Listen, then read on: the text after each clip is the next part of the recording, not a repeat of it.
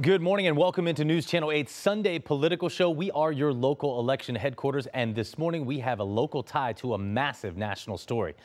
Sexual misconduct allegations against controversial Republican U.S. Senate candidate Roy Moore of Alabama. A Sarasota lawyer, Teresa Jones, told CNN it was, quote, common knowledge that Moore dated high school girls when Jones and Moore worked together in the mid-1980s.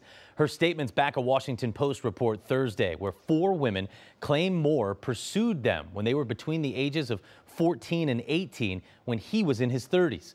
Jones now works for Sarasota law firm Seipert Michaud. Her bio shows she was a city attorney in Etowah County, Alabama, at the same time Moore worked there. Jones told CNN, quote, "It was common knowledge that Roy dated high school girls.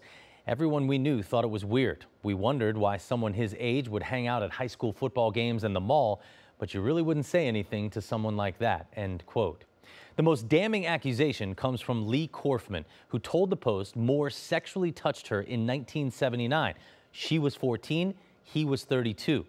Moore denies the allegations, but in a radio interview with Sean Hannity on Friday, he didn't entirely dispute dating girls that young. Do you remember dating girls that young at that time? Not generally, no.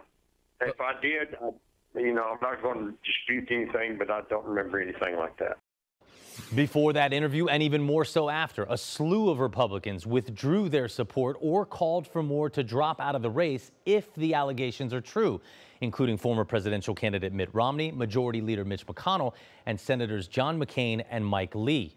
President Trump echoed their sentiments, responding Friday in a statement that he, quote, does not believe we can allow a mere allegation, in this case one from many years ago, to destroy a person's life. The problem with the step aside if true approach by his party members is that it casts doubt on the accusers and also on the allegations, putting Moore in a pickle. If he does drop out, it would be a de facto confirmation that the allegations are true. If he stays in the race, which he still may win, they remain just allegations, and that's not something Republicans want, because while staunch conservatives in Alabama support him, he is much less popular with moderate Republicans, having failed twice to become governor of Alabama, and that had nothing to do with these latest allegations.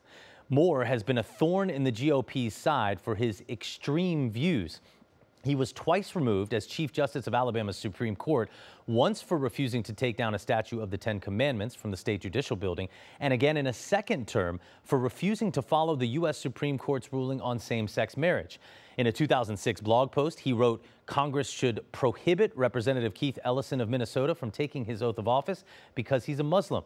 Moore is also a birther, questioning many times, as recently as December, that former President Barack Obama wasn't born in America. In a 2005 interview with C-SPAN 2, Moore said, quote, homosexuality should be illegal, end quote, and then compared it to bestiality.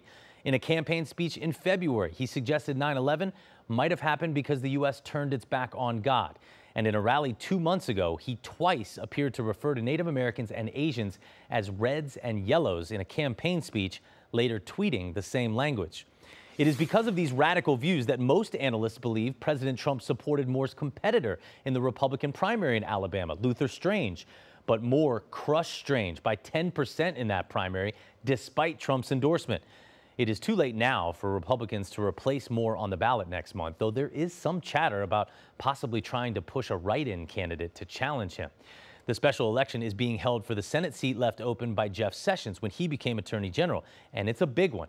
Republicans hold a slight majority with 52 seats, and they can't afford to lose another. Outgoing Senators McCain, Jeff Flake, and Bob Corker are in clear opposition to President Trump and possibly parts of his legislative agenda, making a 51-seat majority that much more precarious.